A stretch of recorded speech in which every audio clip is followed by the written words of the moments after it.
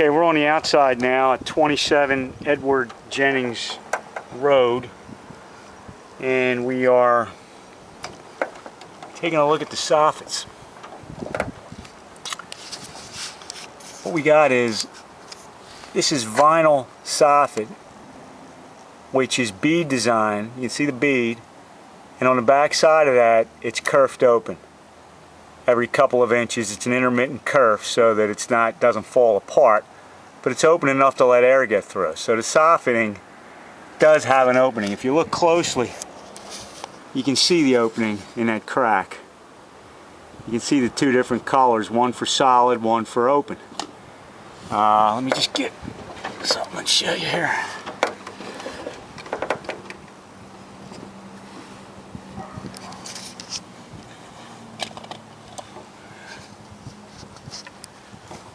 Did I throw that blade down to you? Yeah. Let me use this. I'll use a screwdriver. If you look at this opening here, I hope you can see it with the camera, but you can see the two different colors. This whitish color in the back is the plastic, and then you can see where it's open right here. It's kind of darker.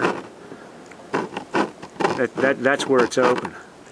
So you have all these openings where they should be on this soffit. The problem is that the wood underneath was never opened.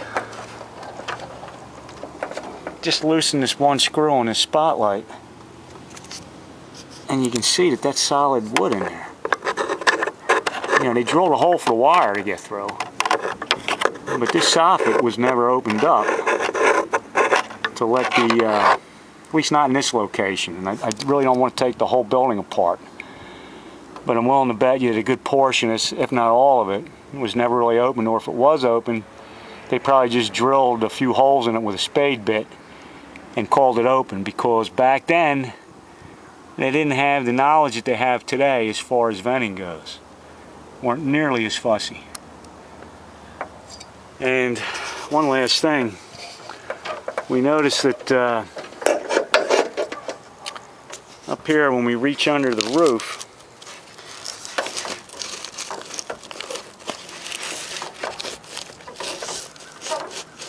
it's kind of damp in there. You can see there's kind of like a, you know, a wet surface in there. It's just a sign that, see, that's wet. See, my fingers are wet. You got a lot of sweating going on in there because of the lack of air movement, the temperature variation between the outside and the inside. It was very warm in there. So I think the key here is to get the ridge vent straightened out, and then get the soffit vent checked out thoroughly and straightened out. You got a couple shingles off back here. And as I was telling Mr. Bradley, boy, this is not a good shingle job in here. You see this? You know, all your keys are lining up. That's not right. Must have had somebody not quite knowing what they're doing fix that patch there. I guess that's a blow-off area or something. But anyway, this ridge vent is made of a matrix, which is the, you know, it's like a fiberglassy straw kind of a material. Doesn't really give you the opening that you need. You need to use the GAF Snow Country up here, which gives you the maximum opening, which is like 19 square inches per foot. That'll open this ridge vent up. Of course, you want to follow your formula. You got to make sure your soffits can provide enough exhaust for that ridge. You know, the soffits need to feed the ridge so it works the way it should. So,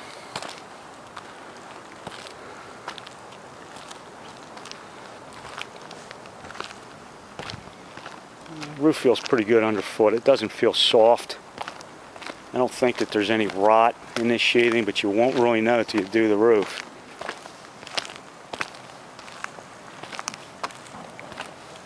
There's just one layer on here, isn't there, Dave? There's two? 2, yeah. Okay. Well, that could be misleading a little bit. The 2 layers could be disguising the strength of the sheathing.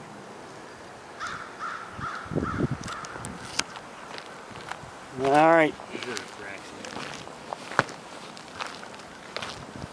Oh yeah.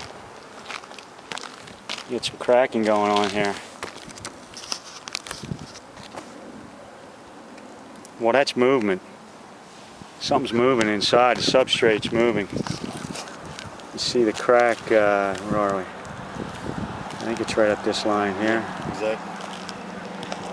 And that's a sign something's wrong inside. It could be extreme heat from lack of ventilation. Well, put it this way, that's the first thing that you fix.